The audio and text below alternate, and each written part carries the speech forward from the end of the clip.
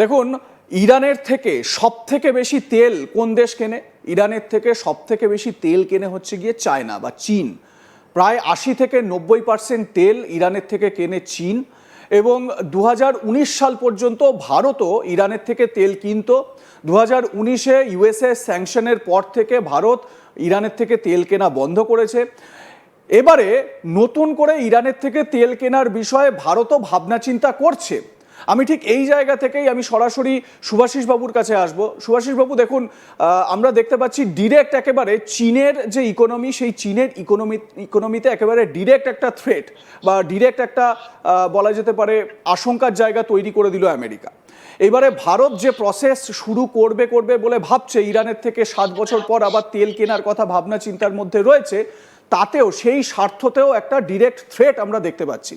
তার মানে ভারতকেও একটা কোথাও না কোথাও থ্রেট, চায়নাকে তো সরাসরি থ্রেট, 50% ট্যারিফ লাগানোর কথা বলে দিয়েছেন ডোনাল্ড ট্রাম্প। এবারে রাশিয়ার ওপর তো বরাবরই একেবারে একটা থ্রেটের পর্যায়ে ইউএসএ সবসময় বিরাজ করছে। কোথাও না কোথাও এবারে এই পশ্চিম এশিয়ার যে উত্তেজনা, তার মধ্যে ব্রিক্সের ইনভলভমেন্ট কি আরো তীব্র হচ্ছে? দেখুন, ব্রিক্স বিআরআই বা এখানে আই মানে ইন্ডিয়া, আমি বলছি ব্রিক্স হ্যাঁ, বিআরআই বা উম, আপনি বলতে পারেন বেল্ট রোড ইনিশিয়েটিভ বা RIC initiative, what ever it is. এবং এই এই গোটা প্রসেসটা না আমার কোথাও গিয়ে মনে হচ্ছিল যে ওয়ার্ল্ড অর্ডারটা বা ওয়ার্ল্ড ইকোনমিক অর্ডারটা চেঞ্জ করতে চলেছে। এবং ওয়ার্ল্ড ইকোনমিক অর্ডারটা চেঞ্জ করা মানে কিন্তু শুধুমাত্র ডলারাইজেশন নয়, সেটার মধ্যে সব থেকে মূল্যবান ঘটনাটা হচ্ছে ডি আমেরিকানাইজেশন। এই যে এনার্জি সেক্টর থেকে ডি আমেরিকানাইজেশনটা যেটা হচ্ছে, আস্তে আস্তে করে আমেরিকাকে সরিয়ে ফেলা হচ্ছে, এই জিনিসটা আমেরিকা বুঝতে পেরেছে গোটা পৃথিবী এটা কিন্তু ওয়েল প্ল্যান্ড ওয়েতে এক্সিকিউট করছে। এবং সেটা মনে করার পর থেকেই তার মধ্যে না একটা অদ্ভুত মানে ওই কি বলে আপনার মানে অ্যাজিটেশন কাজ করছে, একটা একটা উত্তেজনা কাজ করছে। এবং এই উত্তেজনার বশে এমন এমন ঘটনা আমেরিকা ঘটাচ্ছে যেগুলো হাস্যকর থেকে আরো হাস্যকর হয়ে উঠছে। যেমন ধরুন, আমেরিকা এতদিন ধরে বলছিল যে ভেনেজুয়েলার এই এই এই এই খারাপ নার্কো বিজনেস চালায়, হ্যান ত্যান বলে অ্যাটাক করলো। অ্যাটাক করার পরে প্রথম প্রেস কনফারেন্সে বললো যে আমরা তেলের ঘানিগুলোকে নিজের দখলে নিয়েছি। ধরুন, ইরানের ব্যাপারে এত কথা বললো, ইরানের ব্যাপারে তাদের নিজের অ্যাপয়েন্টেড ডিএনআই চিফ তুলসী গাবার্ড বলছে না, এরকম কিছু হয়নি, আমরা কিছু পাইনি। মোজাদ ইসরায়েল বলছে আমরা কিছু কোন নিউক্লিয়ার রিঅ্যাক্টর পাইনি।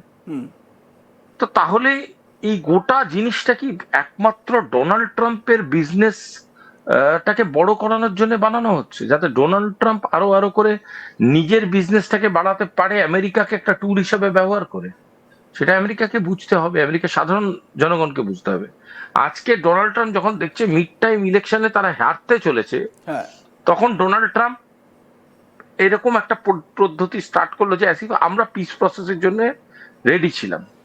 কিন্তু সেদিনকে আমেরিকান স্পেশাল ফোর্সেস এর একজন এক্স অফিসার বলেছে যে ডোনাল্ড ট্রাম্প দিনের পর দিন নিজের বাড়ির পেট বুলডগ হিসাবে আমাদেরকে ট্রিট করছে, পিটবুল হিসাবে আমাদেরকে ট্রিট করছে। এর মানে কি? একটা আর্মি অফিসার যখন এই কথাটা বলছে, এক্স আর্মি অফিসার, তাহলে সে সেটা মিন করছে।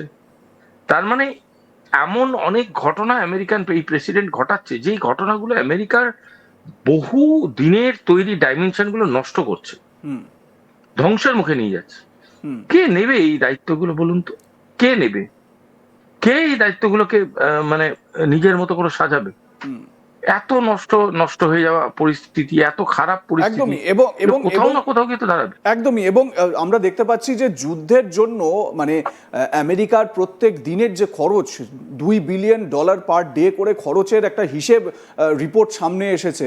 এবং এই বার্ডেন নেওয়া আমেরিকার জনগণের পক্ষে যে সহজ নয়, সেটা ডোনাল্ড ট্রাম্পও খুব ভালোভাবে বুঝতে পারছেন।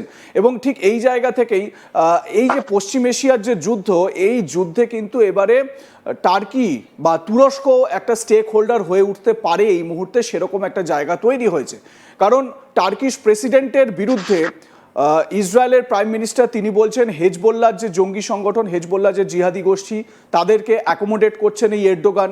এবং অ্যান্টি ইসরায়েলি যত রকমের প্রচার করা বা ইসরায়েলের বিরুদ্ধে যাবতীয় যা কর্মকাণ্ড করার জন্য তিনি সব রকম লজিস্টিক্যাল এবং সব রকমভাবে সাপোর্ট তিনি দিয়ে চলেছেন।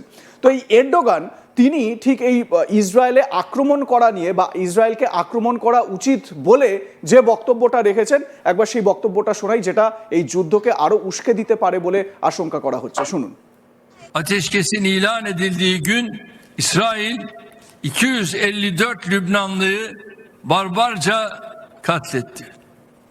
Gözünü kan ve kin bürümüş soykırım şebekesi her türlü insani değeri hiçe sayarak hiçbir kural ve ilke tanımadan günahsız yavruları, kadınları, sivilleri öldürmeye devam ediyor.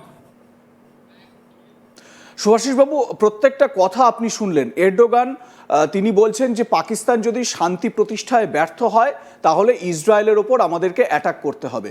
পাকিস্তানে তো শান্তি প্রক্রিয়া ব্যর্থ হয়ে গেল পরিষ্কার একেবারে। এবারে প্রশ্ন হচ্ছে যে যদি এই এরডোগানের যে বক্তব্য যদি আমরা ধরে নিই এবং এরডোগান যদি সত্যি আক্রমণ চালাতে চান খুব স্বাভাবিকভাবে, তাহলে তো পরিস্থিতি আরও উত্তেজনাপূর্ণ হয়ে উঠছে। এবং আমরা দেখেছি যখন এই সিজফায়ার চলছে, সেই সিজফায়ারের মধ্যেও ইসরায়েল কিন্তু লেবাননে এই হেজবোল্লাহ জিহাদিদের বিভিন্ন জায়গাগুলোকে, ঘাঁটিগুলোকে টার্গেট করে সেখানে ধ্বংসলীলা চালিয়েছে। দেখুন, একটা কথা, মানে অন সিরিয়াস নোট, আমাদের বাড়িতে যখন খুব ইম্পর্টেন্ট ডিসিশন নেওয়া হয় তখন কি আপনি আপনার বাড়ির উল্টো দিকে রাস্তায় বসে থাকা বিকিরিটির সাথে আলোচনা করেন? করেন না, না? বা পাড়ার যে সেরা পাগল ওকে ডেকে পাঠান, আমি বিয়ে করবো কি করবো না ডিসিশন নেব, এটা তো করেন না আপনি। সেটা রাষ্ট্রবিজ্ঞানে কি করে সম্ভব? কোনোদিনই সম্ভব না। আজকে পাকিস্তানকে কেন বারংবার ধরে এত ইম্পর্টেন্স দেওয়া হচ্ছে অ্যাজ এ নেগোসিয়েটার? পাকিস্তান এর আগে কোন নেগোসিয়েশন করেছে? পাকিস্তান কোন স্টেটাসে নেগোসিয়েট করছে? পাকিস্তানকে নেগোসিয়েশনের জন্য এই জায়গাটা করে দিয়েছে আমেরিকা। কারণ পাকিস্তান জানে যে পাকিস্তানের নিজের কোনো হ্যাসিয়াত নেই, পাকিস্তানকে কিছু পয়সা পাইয়ে দেবে। এখনো আমেরিকার মধ্যে নিজেদের মধ্যে ডিসকাশন হচ্ছে হোটেল বিলগুলো কে শোধ করবে। মানে বুঝতে পারছেন মানে কতটা প্রেশারের মধ্যে ওরা আছে। এবার পয়েন্টটা হচ্ছে, এবার এই পাকিস্তানকে কেন মাঝখানে আনা হলো? কারণ আমেরিকা জানে যে সুভাষিস বাবু, আমার বক্তব্য, সৌদি আরবিয়া কি পাকিস্তানের অবস্থা জানে না? তাহলে সৌদি আরবিয়াতে এই যে পাকিস্তানের যে 13,000 সেনা পাঠানো, 18খানা জেট পাঠানো, মানে সৌদি আরবিয়া কি ভেবে পাকিস্তানের থেকে এই সাহায্যগুলো নিচ্ছে? না, পাকিস্তানের থেকে সাহায্য নেওয়া নিমিত্তার কথা না, মানে মেইন ব্যাপারটা কি জানেন তো, মানে পাকিস্তান যেমন তেমন করে হোক কিছু একটা করে রোজগার করার চেষ্টা করছে। পাকিস্তান মানে হচ্ছে ইউনাইটেড স্টেটস অফ আমেরিকার আরেকটা পেট ডগের মধ্যে একটা, নাথিং